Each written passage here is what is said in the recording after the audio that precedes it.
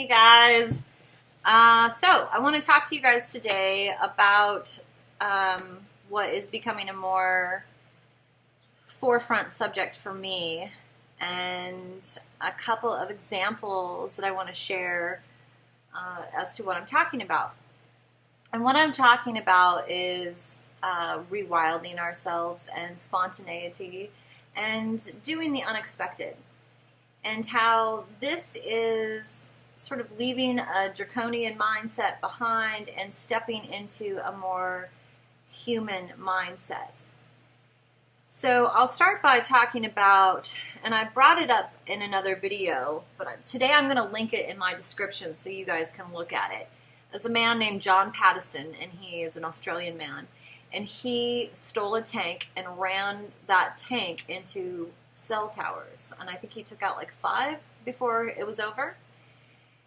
So he did this as an activist. He did this as a way to get people some awareness about the dangers and the toxic radiation and, you know, what we suffer under these towers. And not even just 5G and what's coming with these towers, but what's already here and what we already experience by living next to them. You know, 5G is sort of the next level of it just permeating everything.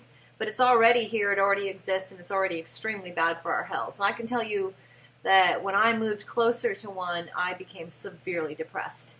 And I really had to work on that. It was difficult. So I think if you're in any kind of city or urban area, this is affecting your life. So it's a very relevant subject to look at. I'm going to link another video that just talks about it in general by people who do not mince their words, who say exactly, they call it a crime scene. That's how explicit they speak of it, and I appreciate that. So John Pattison, in the link I'm going to provide, he does express some regret, and he expresses regret because he went to prison for this. You know, he spent jail time, and he had to pay for this action that he did. And, you know, I'm sure he knew that ahead of time going into it. But the threat of that did not stop him from making the choice. So there you go. So that's where you come in with all this courage and bravery on his part to get people to have some awareness. And you know, this happened down in Australia. So anytime I've talked about it up here in the U.S., up, down, whatever, you know, a lot of people don't know about it. So this is an Australian man, and I'll link it so you can look at it. So it's a big deal to fear imprisonment. It's why people pay taxes. People don't pay taxes because they think the government needs more money and they're doing a great job. Most people pay taxes because they don't want to go to prison. Now, some people will say they have other outlooks on it and such, but even they would probably like to pay less taxes or get away with paying less taxes. And it's just a good example of you do something. You give up a huge segment of your income, which, you know, the world really sort of runs on that economic income thing, to avoid this happening to you. So that's the threat that we're always under here. Now, the other scenario that I want to bring up is this guy, just a couple days ago, stole a passenger jet aircraft at SeaTac up in Seattle. And the plane was empty. There weren't any people on board. And he was a ground control person. So he was like the dude who put the bags on the plane and stuff like that. And he'd worked there for 3.5 years, and obviously had figured out enough to pilot this aircraft. And he was suicidal. And so as a way of exiting this existence, he chose to steal a jet aircraft. And I'm going to link the audio of him in the plane with air traffic control and some other pilots I think he talks to before he goes. And he took this jet aircraft and he did barrel rolls and giant loops and shit in it. And like the first thing you hear him say was, I just threw up a little bit. And he's laughing, he's looking at the view, and they're saying, hey, you know, can you land on this runway? It's a bigger, wider runway. We don't want you to hurt anyone, but we want you to bring this plane in. Or can you take a left? Can you do this? And And he kind of just ignores all of that, and he talks to them a little bit about the fuel, because he's kind of weirded out about fuel, and who knows how he's reading the gauges, because I don't even believe there is fuel in those things. I believe they run on compressed air. Check out Enslaved by No Media. But anyway, so he's up there checking out the view. He's like, I'm going to fly over the Olympics. I'm going to go fly over the Olympics, which is the mountain range up there. Oh my gosh, it's so beautiful. Have you guys done this? Have you seen this view? You can tell he's going to make the most of this moment. He's going to fly over these beautiful mountains. He's going to do loops and aerial acrobatics before he goes down. And he even says at one point, so what do you think? Should you get up to like 5,000 feet or something before I try this roll? And they're like, please keep the aircraft down at sea level and all this. So he does apologize to the people who love him for choosing to do this. In a really sweet and just sort of straightforward way. And then he crashes this plane into an unpopulated island and goes up in flames. Now, I heard about this morning. I go out and I dog walk with a friend of mine, and we take the dogs out every day. And I love this person. He's wonderful. But he's a really mainstream person, like pretty mainstream. And he's a young guy, and he... we just talk about dogs and funny things and stuff like that. I don't bring him my more serious topics, so we don't talk about stuff like that. But he's the one who tells me about this guy. He's the one who's like, did you hear what happened at SeaTac? And I'm like, no. And he tells me the story, and he's pumped. I mean, he's pumped. He's just like, can you believe this? This guy, he's my hero. He's my hero. He's my fucking hero. I love this guy. Oh my gosh. He took a passenger plane. He was so excited.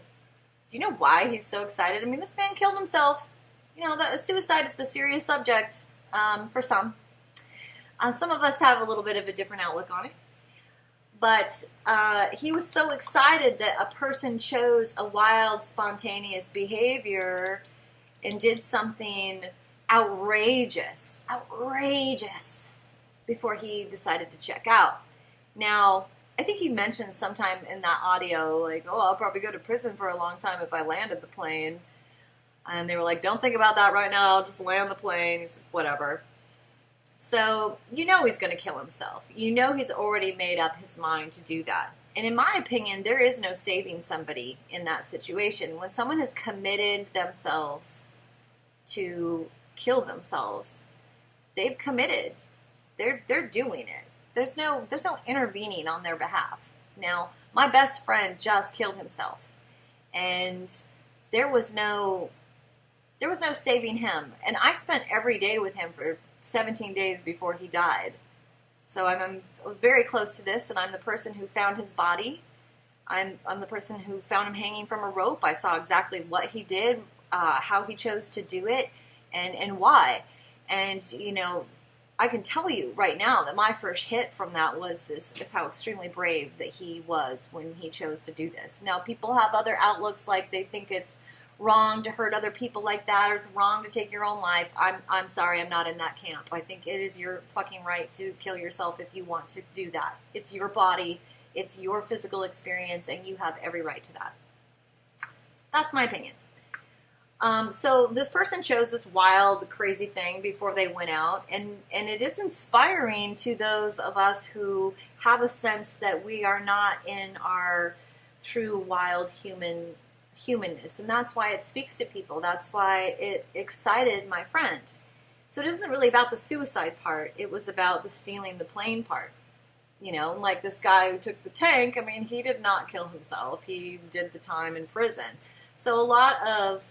And you think about that, it's doing something wild or doing something on this level puts you in a situation where the repercussions could be really intense. And I think that we could bring that actually down to a smaller level and think of other wild things that we could do that would also have extreme repercussions. And I don't think that's right. I think it's a human thing to be wild and to do unexpected things. And it is a very draconian thing to be extremely organized. And I'm not talking about like basic organization like you would organize your kitchen or your workspace or something like that. but they have things, and I prefer the word protocol. They have things set up in a particular protocol. It's predictable. So this happens, and then this happens, and then on this particular day, this happens, and then these people show up, and then it's repeated. You know, that's kind of like what protocol is. It's predictable, and that's the box that they want you in. They want you to be predictable. They want to predict what you're going to do next. They always want to know what everybody's going to do because they don't like wild behavior. And, you know, if you don't think you're controlled, I mean, I think most people who are tuning into my video, which is very few people, know they're controlled. So they know what I'm talking about.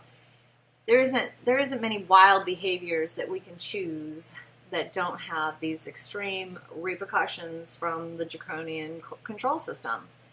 And that's just a fact. So I look at these situations and I can't help but feel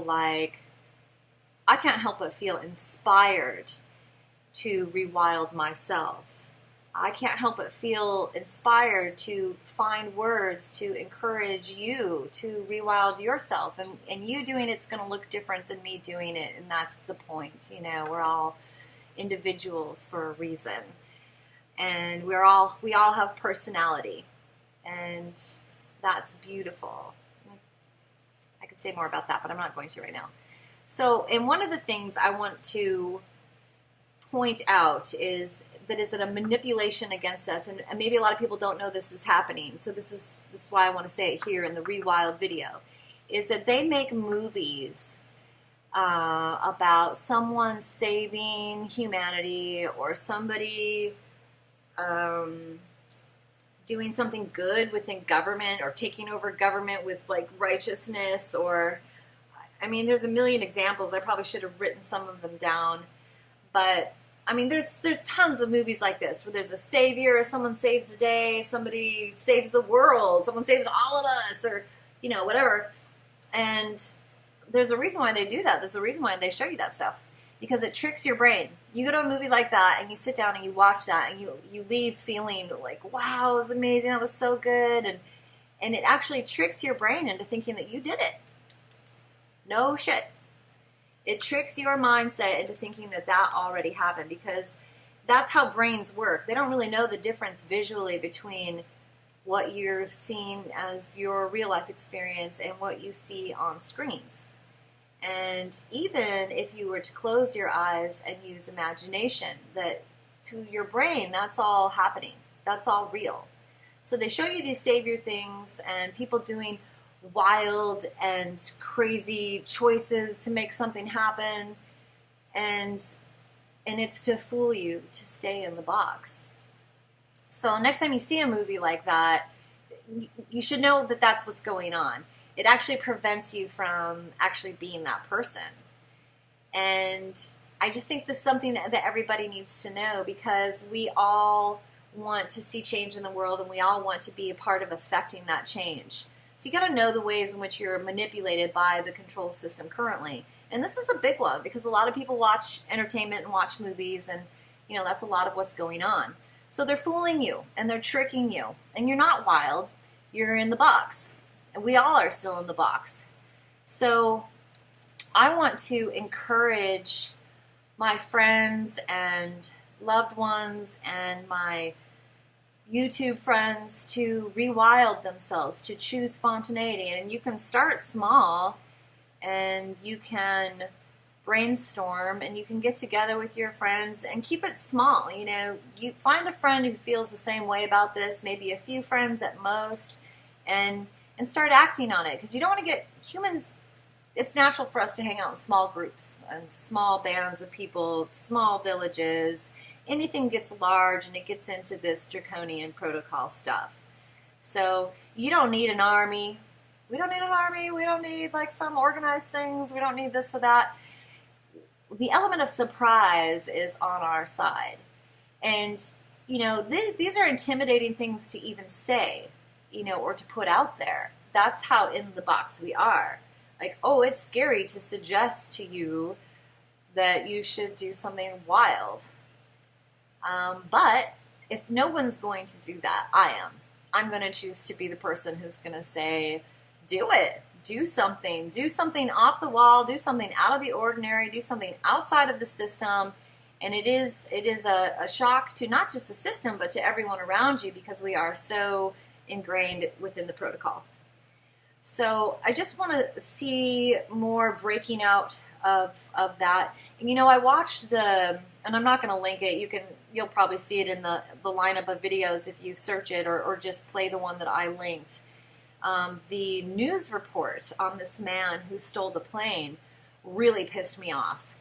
These guys, I don't know if it was like CNN or some shit, and they're sitting there saying, oh, this horrible thing that happened means that we need to have more security at our airports, more filtering of who works for where and this, and just like more control. We need to tighten this up because this event happened. And it's like, oh, okay, they're going to use this as a way to put us under more surveillance, to control us even more. And that is their fear, like coming up and stepping out. That is them going, holy shit, we had no control here. We were not in control. This man took control of something, and he did whatever the fuck he wanted. And that scares the holy living fucking shit out of them. And what I heard in that news report, it ruffled me, but at the same time, it solidifies what I'm trying to say.